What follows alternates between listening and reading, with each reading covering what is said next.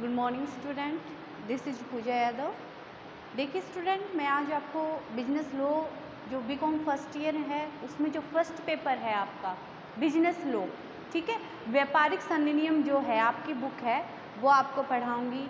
अभी आपने 12th पास की है, ठीक है, आप कॉलेज लाइफ में आए हुए हैं, तो सबसे पहले आप सबका जो आदिनाथ पीजी कॉलेज है उसमें मैं आपका स्वागत करती हूँ, ठीक है, और आशा करती हूँ कि अगर मेरे द्वारा जो लेक्चर दिए जा रहे हैं आप उसको अच्छे से पढ़ेंगे, ठीक है। तो देखिए, जो आपकी बीकॉम फर्स्ट ईयर में बिजनेस एडमिनिस्ट्रेशन, ठीक है, BADM, तो BADM में आपके 2 पेपर होते हैं, ठीक है, 2 पेपर होते हैं। फर्स्ट जो पेपर है यानी जो फर्स्ट बुक है उसका नाम है बिजनेस लॉ, ठीक है, क्या है नाम उसका? Business law.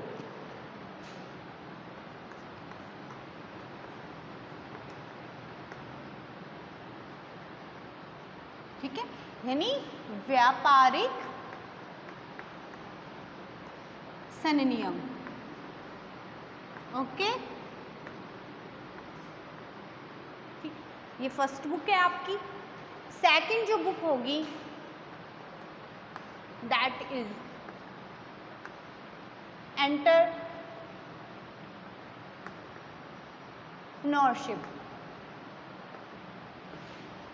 And small business management,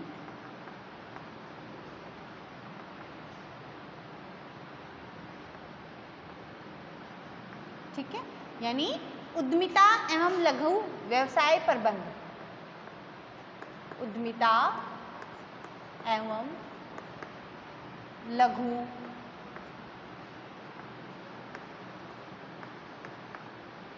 व्यवसाय प्रबंध, ठीक है। आपकी ये बुक होगी जो आपकी फर्स्ट बुक है बिजनेस लॉ, ठीक है, ये बुक है RBD पब्लिशिंग हाउस की है, RL Naulakha, doctor RL Naulakha ये ऑथर है इसके। आपको ये बुक लेके आनी है हिंदी और इंग्लिश मीडियम दोनों बच्चों को, ठीक है, बुक का नाम है ये, ठीक है। अब पेपर पैटर्न की सिलेबस की बात करें हम, कि जैसे मैंने आपको बताया है कि 2 पेपर होंगे आपके, ठीक है, 2 पेपर होंगे ना, 5 यूनिट्स हैं, ठीक है, ईच पेपर हैज़ 5 यूनिट्स, ठीक है, यानी दोनों पेपर में 5-5 यूनिट है, ठीक है, 5 यूनिट होगी और उन 5 यूनिट में से एक यूनिट में से 2 क्वेश्चन पूछे जाएंगे, ठीक है। टोटल यूनिट्स कितनी होगी? जो फर्स्ट और सेकंड बुक है, फर्स्ट बुक में भी आपके 5 यूनिट्स है एंड सेकंड बुक में भी क्या होगी? 5 यूनिट्स है, ठीक है। Each paper has each papers have 5 units,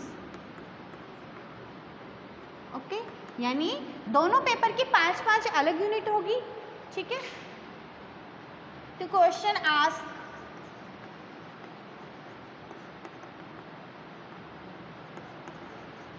in each unit, ठीक है, और प्रत्येक यूनिट में से 2 क्वेश्चन पूछे जाएंगे, ठीक है। 1 क्वेश्चन हैज 20 मार्क्स,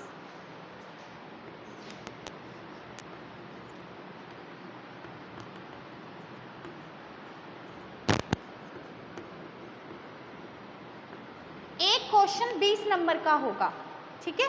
2 क्वेश्चन पूछे जाएंगे प्रत्येक यूनिट में से, एक क्वेश्चन 20 मार्क्स का होगा, ठीक है, यानी आपको चॉइस होगी हर एक यूनिट में से जो 2 क्वेश्चन पूछे जाएंगे उस दोनों क्वेश्चनों में से आप एक क्वेश्चन आपको पुट करना है, ठीक है, और एक क्वेश्चन 20 मार्क्स का हो सकता है, ठीक है, और ये भी हो सकता है कि 10-10 मार्क्स के 2 क्वेश्चन पूछे जा सकते हैं, ठीक है, यानी जो कोई शॉर्ट समरी टाइप में या किसी पे डिस्कशन करना हो तो उसमें शॉर्ट समरी के रूप में आपको 10-10 मार्क्स के क्वेश्चन भी पूछे जा सकते हैं। तो ये है आपका पैटर्न, ठीक है, कि 5 यूनिट्स हैं, दोनों बुकों में 2 क्वेश्चन पूछे जाएंगे हर एक यूनिट में से, यानी 10 क्वेश्चन होंगे उसमें, और उसमें से आपको चॉइस होगी एक क्वेश्चन, यानी 5 क्वेश्चन करने हैं, यानी हर एक यूनिट में से 2 क्वेश्चन है तो उसमें से एक क्वेश्चन आपको पुट अप करना है, ठीक है, और एक क्वेश्चन 20 मार्क्स का होगा, तो ये आपका पैटर्न है, बुक्स के बारे में आपको बता दिया, ठीक है। अब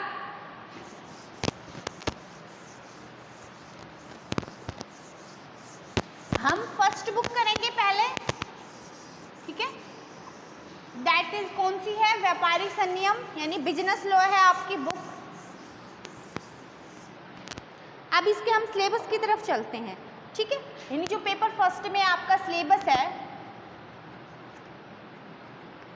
आपके बुक में भी मेंशन है, मैं एक बार आपको करा भी देती हूँ, उसके बारे में थोड़ा बता देती हूँ, ठीक है। तो यूनिट फर्स्ट में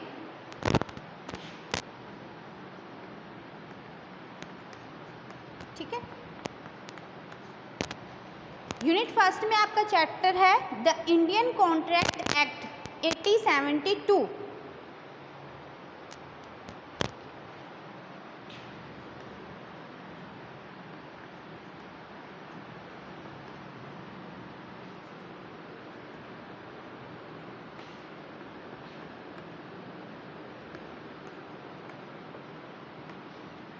the Indian contract act 1872 section 1 to 75, इसमें हम सेक्शन करेंगे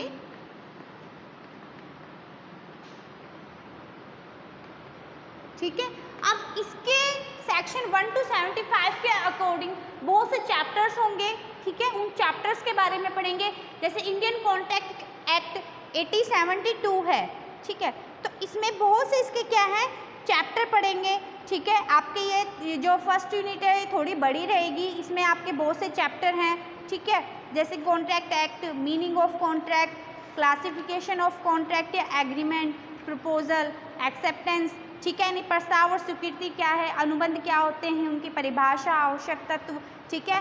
फ्री कंसेंट, स्वतंत्र सहमति, कंसाइडरेशन, प्रतिफल, लीगलिटी ऑफ ऑब्जेक्ट एंड कंसाइडरेशन, उद्देश्य और प्रतिफल की वैधता, वॉइड एग्रीमेंट्स, व्यर्थ ठहराव, कंटीजेंट कॉन्ट्रैक्ट, संयोगिक अनुबंध, परफॉर्मेंस ऑफ कॉन्ट्रैक्ट, अनुबंधों का निष्पादन, डिस्चार्ज ऑफ कॉन्ट्रैक्ट, अनुबंधों की समाप्ति, ठीक है। Remedies for breach of contract, अनुबंध भंग के उपचार। यानी इस यूनिट में आपके 13 चैप्टर रहेंगे, ठीक है। कितने चैप्टर हैं आपके, 13 आपके इसके चैप्टर रहेंगे। फर्स्ट यूनिट थोड़ी बड़ी यूनिट है, जो और जो यूनिट्स हैं वो इतनी बड़ी नहीं है, ठीक है। फर्स्ट यूनिट में चैप्टर्स आपके बहुत ज़्यादा हैं, ठीक है। हम फर्स्ट यूनिट पहले करेंगे स्टार्ट में, और second, third, fourth, fifth units हैं उसमें इतने चैप्टर्स नहीं हैं, 4, 5 अराउंड चैप्टर्स हैं, ठीक है। तो फर्स्ट यूनिट आपकी ये रहेगी। तो फर्स्ट यूनिट में सिर्फ इसमें Indian contract act 1872 section 1 to 75 है। अब कॉन्ट्रैक्ट एक्ट जो है 1872, इसमें जो सेक्शन है आपके 1 to 75, इसमें जो जो चैप्टर्स आ रहे हैं, मैंने अभी जो उनका नाम लिया है वो चैप्टर्स हम करेंगे। काफ़ी लेंथी जो ये आपके यूनिट बड़ी यूनिट है, और जो इसका कंपेयर में अदर जो यूनिट है वो बहुत छोटी है, ठीक है। 4, 5 चैप्टर्स होंगे, 1, 2 ऐसे चैप्टर्स हैं, ठीक है। तो वो है, हम फर्स्टली इस यूनिट को कर लेंगे, इसमें टाइम लगेगा नहीं, जो सेकंड, थर्ड यूनिट होगी वो बहुत जल्दी हो जाएगी आपकी, ठीक है। तो ये फर्स्ट यूनिट है। सेकंड यूनिट है, इसमें है द इंडियन कॉन्ट्रैक्ट एक्ट 1872 में स्पेशल कॉन्ट्रैक्ट, ठीक है। तो सेकंड यूनिट, ये यूनिट फर्स्ट का चैप्टर है। अब यूनिट सेकंड में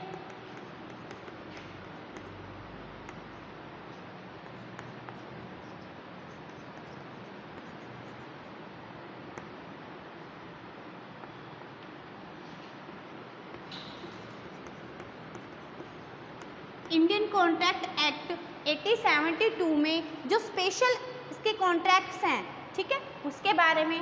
स्पेशल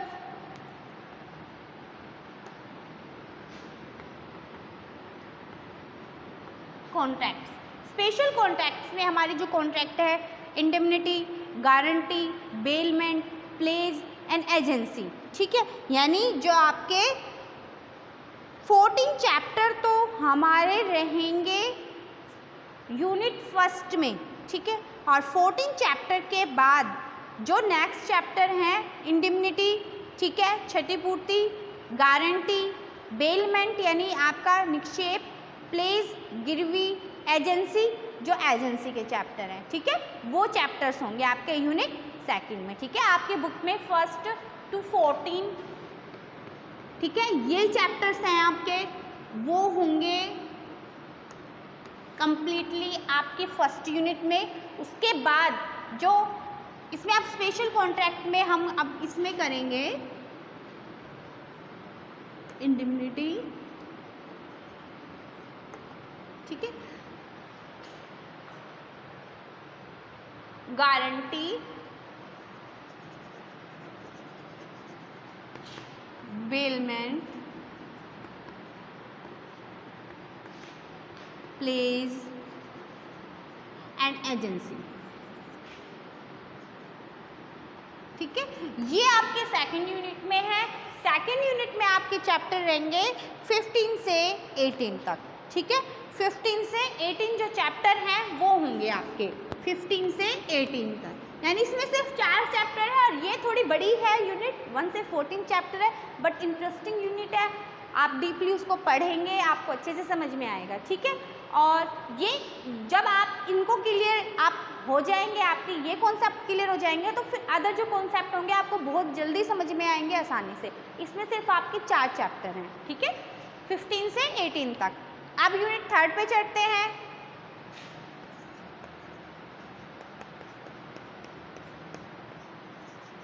तो यूनिट 3 में है the Indian partnership act.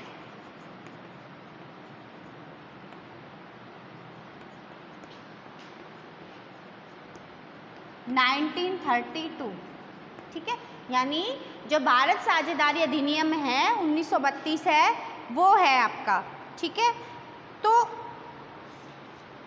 Cell of good act में आपके चैप्टर रहेंगे 19 से 24, ठीक है, 19 से 24।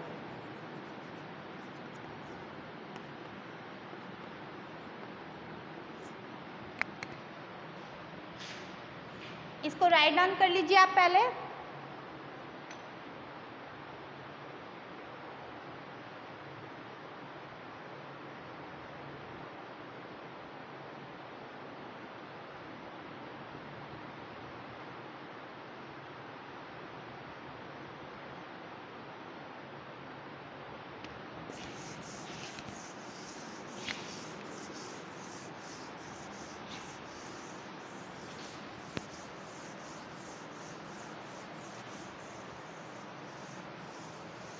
इस सिलेबस को आप राइट डाउन कर लीजिए अपनी बुक में। आपको पता होना चाहिए कि आपके कौन कौन से चैप्टर आएंगे, ठीक है। यूनिट 4, ठीक है। अब यूनिट 4 में आपका है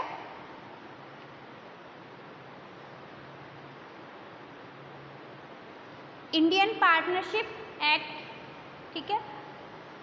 जो थर्ड यूनिट थी the sale of good act,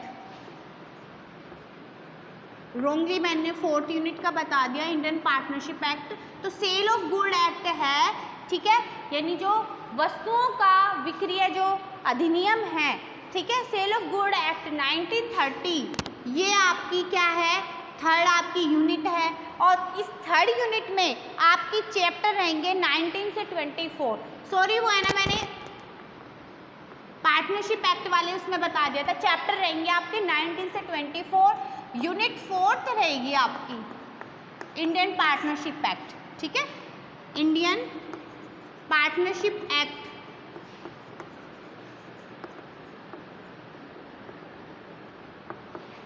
1932, ठीक है। और इसके चैप्टर रहेंगे आपके 25 से,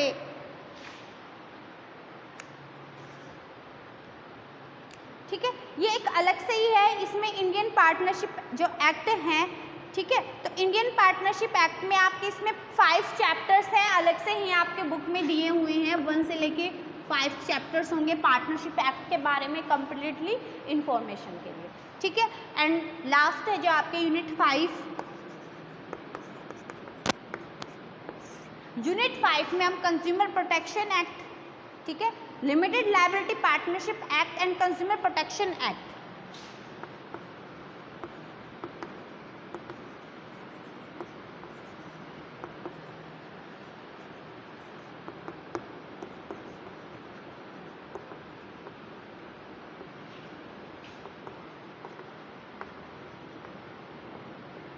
इन कंज्यूमर प्रोटेक्शन एक्ट।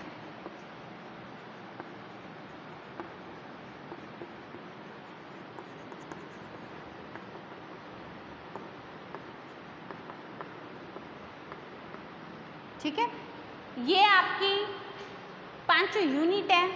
ठीक है, सीमित दायित्व जो आपकी साझेदारी है वो अधिनियम 2006, ठीक है, उपभोक्ता संरक्षण अधिनियम 1986 इसके बारे में है। तो इनके चैप्टर्स आपके अलग से दे रखे हैं यूनिट वाइज में कि 4 या 5 चैप्टर आपके LLP लिमिटेड लायबिलिटी पार्टनरशिप को LLP भी बोलते हैं, इसमें आपके 5 चैप्टर हैं। एंड जो आपका कंज्यूमर प्रोटेक्शन है इसमें आपके 4 चैप्टर हैं। ठीक है, इसमें 5 चैप्टर्स हैं आपके और इसके 4 चैप्टर्स आपके बुक में ये गिवन है। ठीक है, तो ये आपका सिलेबस है। ठीक है, 5 यूनिट्स हैं। ठीक है, जो फर्स्ट यूनिट है उसमें 13 चैप्टर हैं, थोड़ी बड़ी यूनिट है। ठीक है, तो फर्स्टली हम उसी यूनिट को करेंगे, फर्स्ट यूनिट है जो हमारी। ठीक है,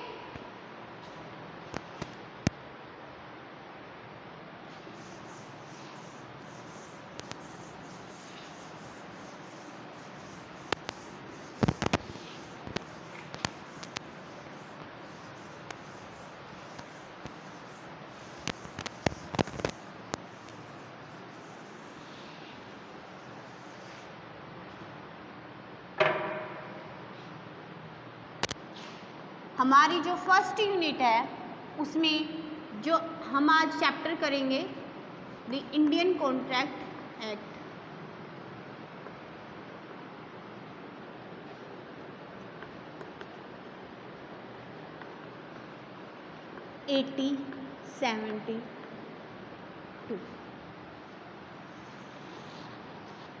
इंडियन कॉन्ट्रैक्ट एक्ट यानी जो आपका कॉन्ट्रैक्ट एक्ट होता है उसके बारे में मैं आपको थोड़ा बताना चाहती हूँ कि कोई कॉन्ट्रैक्ट या कोई एक्ट कैसे बनता है। ठीक है, आपको एक एग्जाम्पल से समझाती हूँ।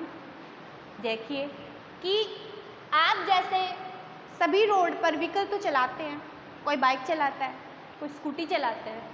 ठीक है, अगर जब आप बाइक या स्कूटी चलाते हैं तो जब रेड लाइट आती है तो आप रुकते हैं वहाँ पे।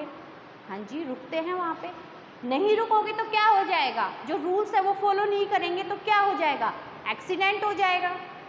आप हेलमेट नहीं लगाएंगे तो ट्रैफिक पुलिस आपको रोक लेगी, आपको क्या है, आपको चार्ज लगा देगी। ठीक है, तो इन जो रूल्स हैं इन रूल्स को फॉलो करना भी जरूरी होता है। ठीक है, अगर हम रूल्स को फॉलो नहीं करेंगे तो क्या प्रॉब्लम्स आएगी, एक्सीडेंट हो जाएगा। ठीक है, तो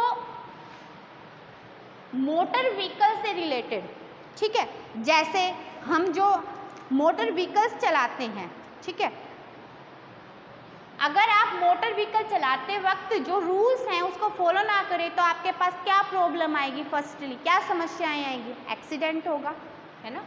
तो हमें समस्याएं आएंगी, क्या प्रॉब्लम होगी, एक्सीडेंट। ठीक है, और जैसे जैसे अब व्हीकल्स इनका दौर ज़्यादा हो रहा है, सभी आजकल क्या है उनके 2 व्हीलर्स 4 व्हीलर्स यूज़ करते हैं। क्या हमारे दादा परदादा के ज़माने में इतने व्हीकल्स चलते थे? जी नहीं। इतने एक्सीडेंट होते थे? जी नहीं, एक्सीडेंट भी इतने नहीं होते जब व्हीकल्स इतने थे। उस समय तो बैलगाड़ी, घोड़ा गाड़ी इनका इस्तेमाल होता था। ठीक है, तो अब क्या है, अब हम जो व्हीकल्स की तरफ ज़्यादा अट्रैक्ट हुए हैं, यूज़ ज़्यादा कर रहे हैं, तो उससे हमारी प्रॉब्लम्स भी बढ़ी है। प्रॉब्लम्स क्या बढ़ी है, एक्सीडेंट होने लगे हैं, दुर्घटनाएं ज़्यादा होती है। तो इन दुर्घटना से बचने के लिए, इन एक्सीडेंट से बचने के लिए हम क्या सॉल्यूशन निकालेंगे, यानी क्या उपाय निकालें हम, रूल्स बनाएं, नियम बनाएं, तभी तो हम एक्सीडेंट से बच सकते हैं। कि जैसे रेड लाइट आए आपको वहाँ पे रुकना है, ठीक है, हेलमेट का यूज़ करना है, ठीक है, और भी बहुत से रूल होते हैं। ठीक है, अब रूल्स तो हम बना रहे हैं, ठीक है, ये रूल्स जो हम बना रहे हैं यानी इसको जो रूल्स होंगे वो किसके, ट्रैफिक रूल्स।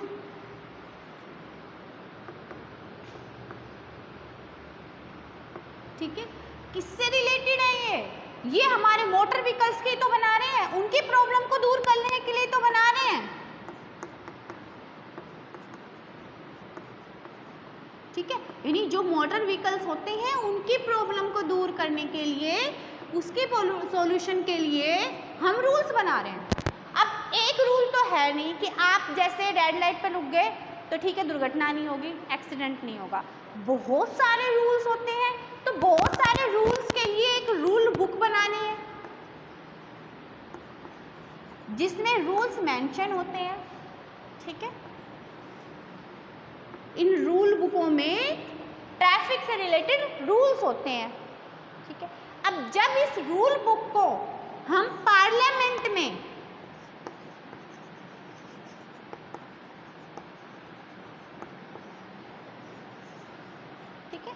पार्लियामेंट के जो दो सदन होते हैं जिसको लोकसभा और राज्यसभा भी बोलते हैं, ठीक है, उसके द्वारा, ठीक है, पार्लियामेंट में दोनों सदनों के द्वारा जब ये रूल्स को, दोनों सदन कौन से होते हैं पार्लियामेंट में, राज्यसभा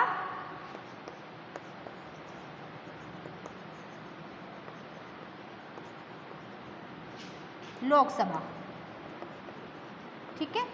इसमें ये रूल बुक को रखा जाता है और इस रूल बुक को पास कराया जाता है, और जब ये रूल बुक पास हो जाती है पार्लियामेंट में, इसके जो दोनों सदन हैं इनमें, तब ये रूल बुक किसका फॉर्म बन जाती है, कॉन्ट्रैक्ट के, ठीक है। एक एक्ट बन जाता है, सॉरी एक एक्ट बन जाता है, ठीक है। ये एक्ट बनने का प्रोसीजर है। अब जैसे जो रूल्स बुक है, बहुत सारे रूल्स होते हैं इसमें, उसको हम पार्लियामेंट में पास करवाते हैं और पार्लियामेंट में जब ये पास हो जाए तो ये एक्ट बन जाता है, ठीक है। अब ये एक्ट किसकी सॉल्यूशन के लिए थे, ठीक है, क्या प्रॉब्लम, किसमें प्रॉब्लम हो रही थी, मोटर व्हीकल में, तो ये एक्ट क्या बन गया, मोटर व्हीकल एक्ट।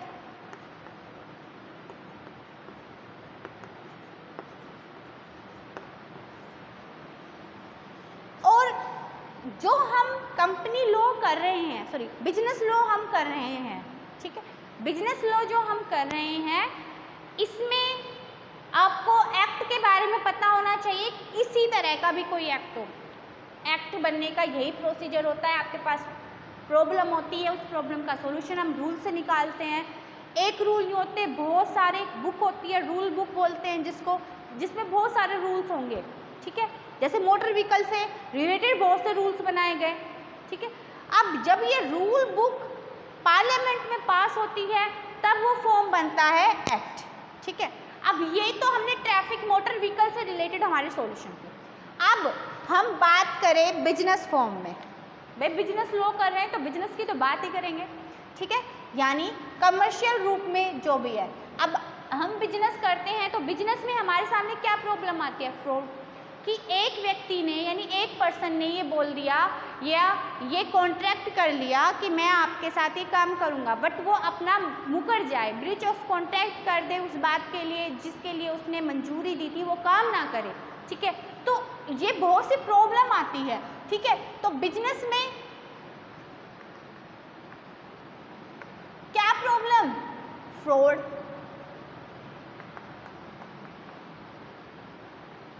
ठीक है। अब हम इसका सॉल्यूशन क्या निकालेंगे,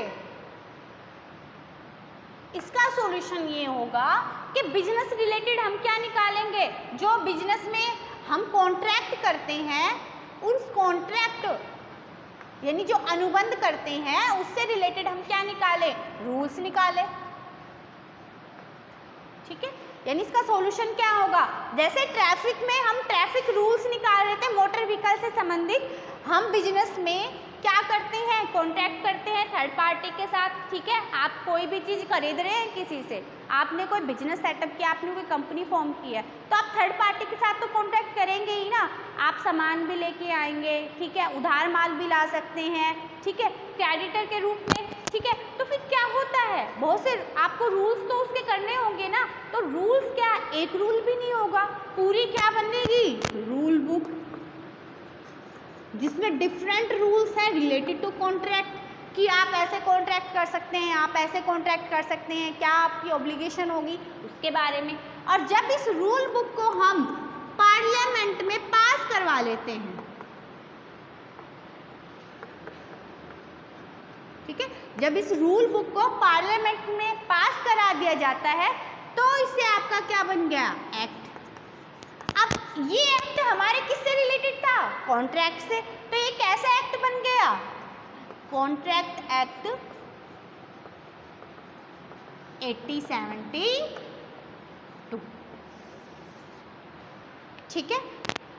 और अब आप जो हमारे कॉन्ट्रैक्ट से रिलेटेड एक्ट है, अब आप देखोगे तो 1872 है बिफोर इंडिपेंडेंस, यानी हमारी स्वतंत्रता पहले से ही, स्वतंत्रता प्राप्ति से पहले से ही ये एक्ट बना हुआ है, यानी जब हम अंग्रेजों के गुलाम थे उस वक्त ये बना हुआ है। तो क्या ये एक्ट ब्रिटिश पार्लियामेंट में पास हुआ था, आपके मन में क्वेश्चन भी आएगा कि भाई अब तो हमारे आज़ादी के पश्चात आफ्टर इंडिपेंडेंस तो पार्लियामेंट में लोकसभा राज्यसभा हमारी तो खुद की है, इंडियन पार्लियामेंट है, तो क्या जो ये कॉन्ट्रैक्ट बना था, अब हमने देखा कि कॉन्ट्रैक्ट एक्ट 1872 बिफोर इंडिपेंडेंस, 1947 में हमें इंडिपेंडेंस मिली थी, तो ये तो क्या है बिफोर इंडिपेंडेंस है, तो इसका क्या मतलब हुआ कि ये क्या कोई ब्रिटिश पार्लियामेंट में पास हुआ था। तो आपको बता दूं कि जो ये एक्ट था ये ब्रिटिश पार्लियामेंट में पास नहीं हुआ था, ये इंडियन पार्लियामेंट में ही पास हुआ था, इंडियन पार्लियामेंट में, ठीक है, में पास हुआ था। ये क्वेश्चन आप एक इस बात का ध्यान रखना, ठीक है, ठीक है।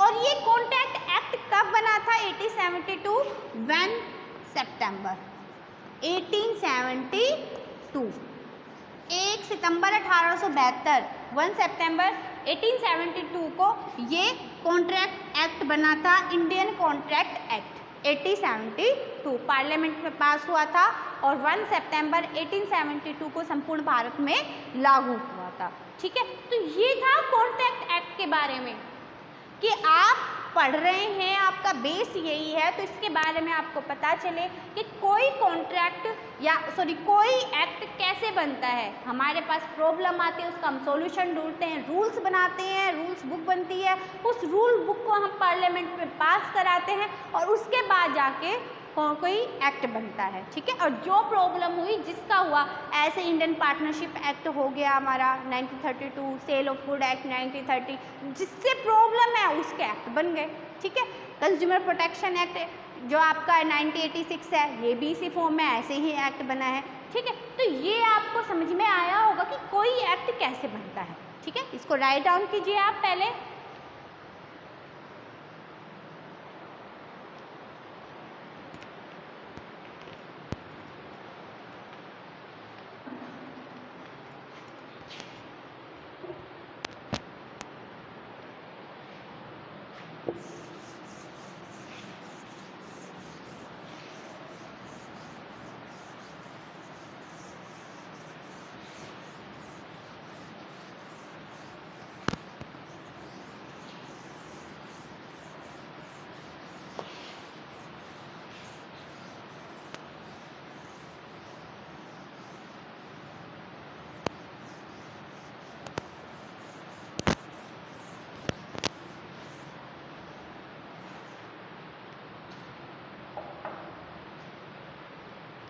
अब इंडियन कॉन्ट्रैक्ट एक्ट जो 1872 है, ये मैंने अभी बताया कि 1 सितंबर 1872 यानी 1 सितंबर 1872 को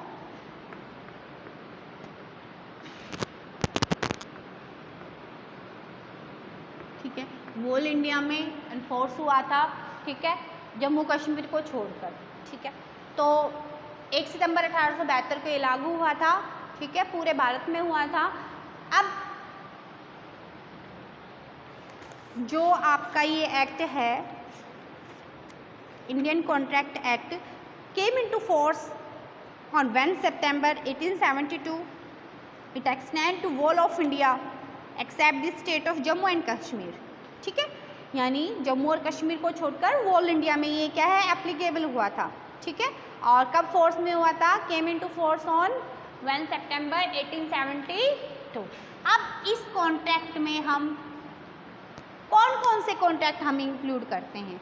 दी एक्ट यानी जो एक्ट बना था इसमें कौन कौन से कॉन्ट्रैक्ट इंक्लूड होते हैं? All business contract as well as contract made in our day to day life. ठीक है, कौन कौन से कॉन्ट्रैक्ट इंक्लूड होंगे इस एक्ट में? एक तो बिजनेस कॉन्ट्रैक्ट,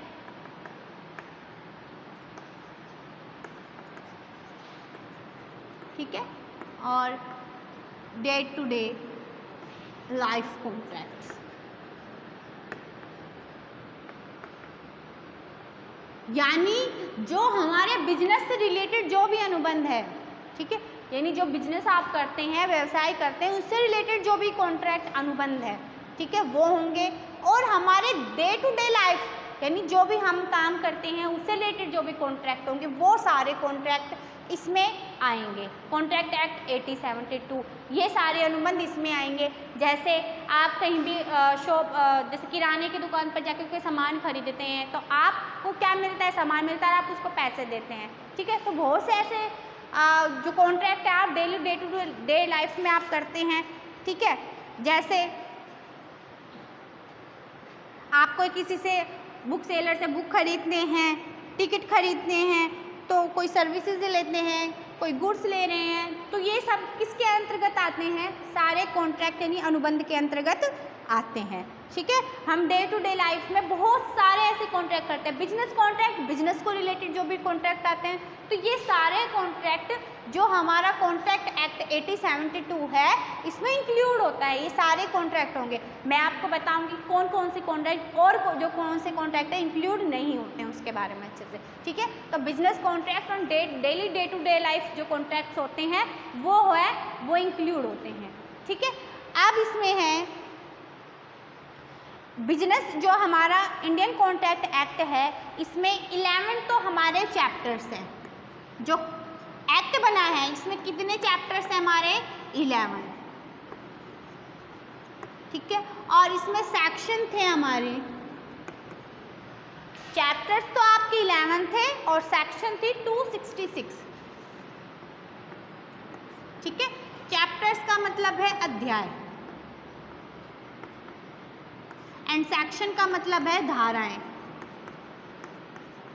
याद रखना इसमें 11 चैप्टर्स हैं और सेक्शन थी 266 जब इंडियन कॉन्ट्रैक्ट एक्ट बना था, ठीक है। अब ये सेक्शन थे 1 से 75, यानी जो सेक्शन 266 है ना, यानी 1 सेक्शन से 75 सेक्शन था हमारा जर्नल प्रोविजंस के रिलेटेड। किससे रिलेटेड था? जर्नल प्रोविजन से रिलेटेड।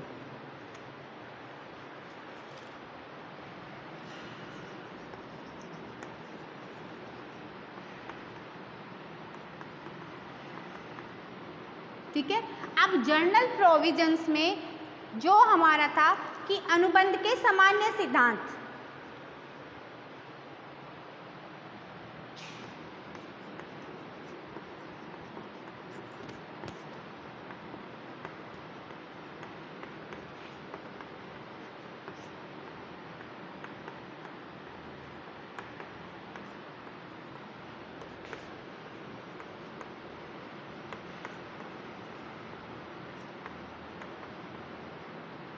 ये आए थे हमारे सेक्शन 1 से 75 जो आपकी फर्स्ट यूनिट में है। जो चैप्टर्स मैंने आपको बताए थे, ठीक है। वर्ल्ड एग्रीमेंट का एग्रीमेंट क्या है, कंसाइड्रेशन क्या होता है, कंसेंट, फ्री कंसेंट क्या होता है, ठीक है, इसके बारे में। तो 1 से 75 सेक्शंस में जनरल प्रोविजंस आते हैं, ये फर्स्ट यूनिट में भी होंगे। और 1872 की ये धाराएं 1 से 75 की जो धाराएं हैं उसमें जो जो अनुबंध आ रहे हैं उसके बारे में, ठीक है। फिर 76 से 123, ठीक है। जो 76 से 123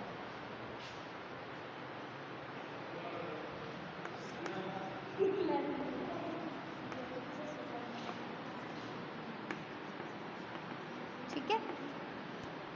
76 से 123 में आपके प्रोविजन है सेल ऑफ गुड्स से रिलेटेड, ठीक है। सेल ऑफ गुड्स से रिलेटेड, ठीक है। यानी सेल ऑफ गुड्स यानी जो वस्तु है उनका विक्रय, ठीक है। यानी माल विक्रय, ठीक है, जिसमें माल विक्रय, सेल ऑफ गुड, ये इंक्लूड किया जाता था। नेक्स्ट था हमारा 124 से 147, 124 से 147, इसमें इंडेमनिटी एंड गारंटी,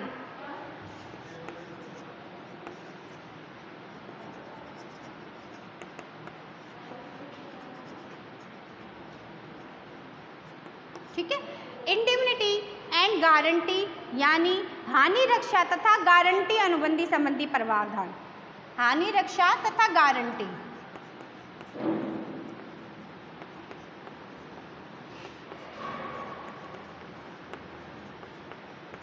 ठीक है।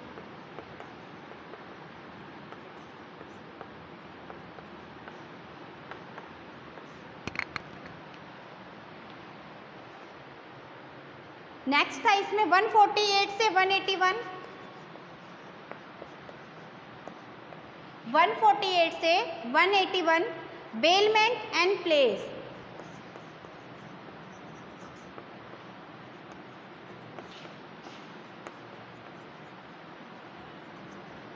ठीक है, बेलमेंट एंड प्लेस निक्षेप तथा गिरवी अनुबंध,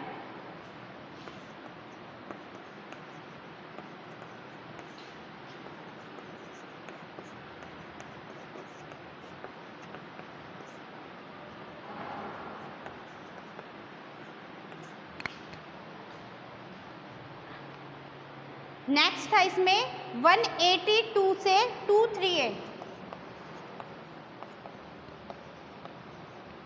182 से 238 था हमारा एजेंसी, जिसको एजेंसी ही बोलते हैं, ठीक है। एंड लास्ट था 239 से 266, 239 से 266 था पार्टनरशिप,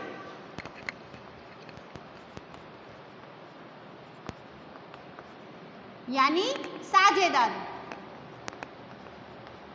जो हमारे 266 इसमें सेक्शन थे, ठीक है, वो सेक्शन ऐसे बटे हुए थे, तो ये जो आपका कॉन्ट्रैक्ट एक्ट था काफी मोटा हो गया था, ठीक है, काफी इसकी क्या है, तो इसमें से क्या हुआ कि जो सेल ऑफ गुड है 1930 में इसको हटा दिया गया, यानी जो ये सेक्शन थे हमारे 76 से 123 इसको हटा दिया गया और सेल ऑफ गुड एक्ट बन गया, सेल ऑफ गुड्स एक्ट 1930 ये बना लिया। इसमें से तो कॉन्ट्रैक्ट एक्ट में से तो हटा दिया, एक अलग से कॉन्ट्रैक्ट एक्ट बना दिया, सेल ऑफ गुड एक्ट 1930 में, ठीक है।